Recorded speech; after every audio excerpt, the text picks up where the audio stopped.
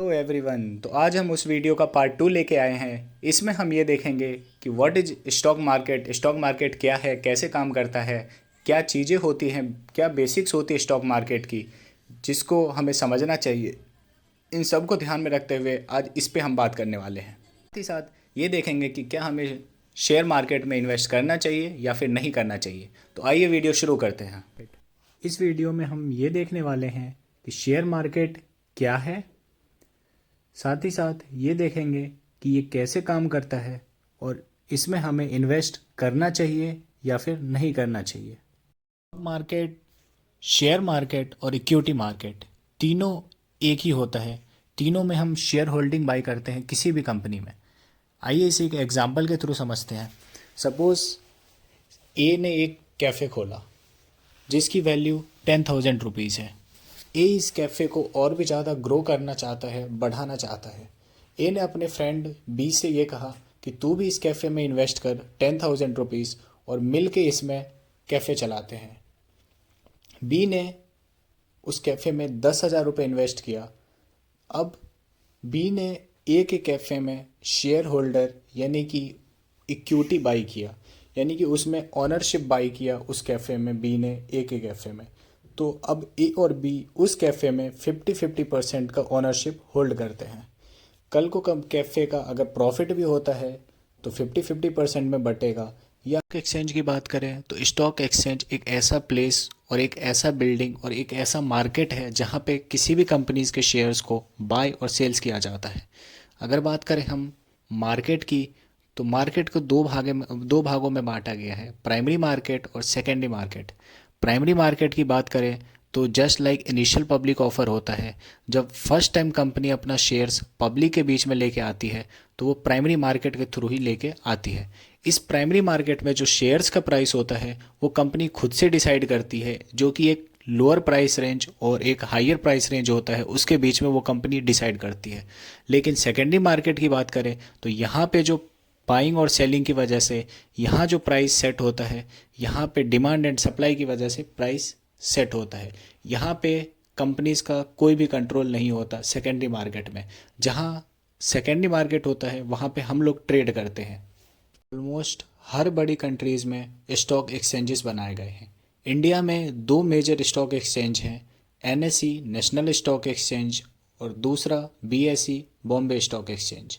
NSE की बात करें तो एनएसई में करीब 1700 कंपनीज रजिस्टर्ड है। वहीं अगर बीएसई बॉम्बे स्टॉक एक्सचेंज की बात करें तो इसमें करीब 5400 कंपनीज रजिस्टर्ड है।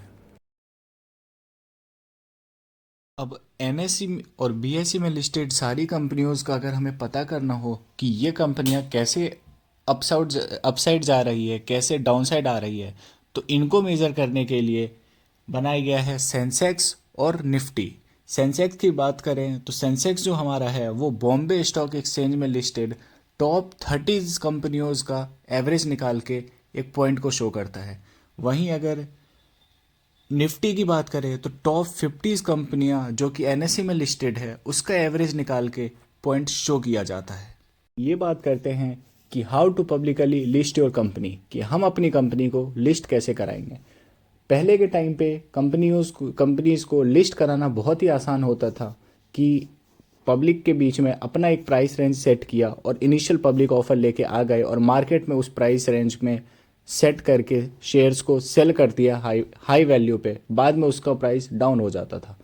जैसे जैसे टाइम निकलता गया इस पे और भी रूल्स और रेगुलेशन बनाते गए और इसे और भी ज़्यादा स्ट्रिक्ट किया गया। पहले के टाइम पे इतना इजी होता था, तभी हर्षद मेहता स्कैम और भी बहुत सारे स्कैम देखने को मिला था।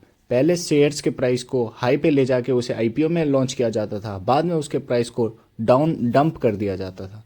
को ध्यान में रखते हुए स्टॉक एक्सचेंजेस को ये लगने लगा कि उन्हें अपने रूल्स और रेगुलेशंस और ज़्यादा स्ट्रिक्ट करने चाहिए।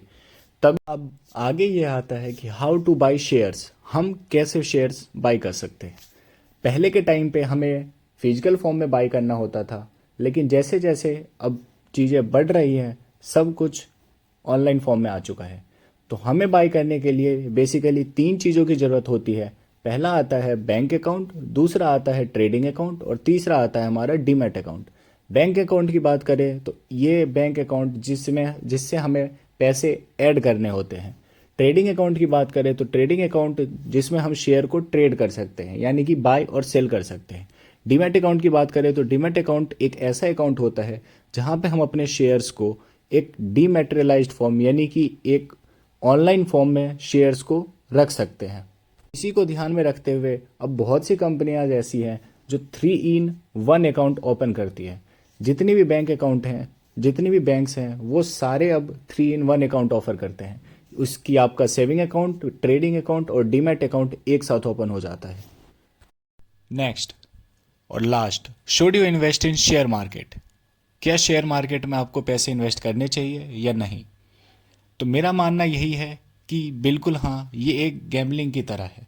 क्योंकि अगर इसमें आप विदाउट नॉलेज, विदाउट एनालिसिस सीधा एंटर करते हो तो ये गैम्बलिंग की तरह ही काम करता है। क्योंकि आपको पता नहीं होता कि कौन से शेयर का प्राइस कब ऊपर जाने वाला है, कब नीचे आने वाला है, मार्केट में क्या चल रहा है।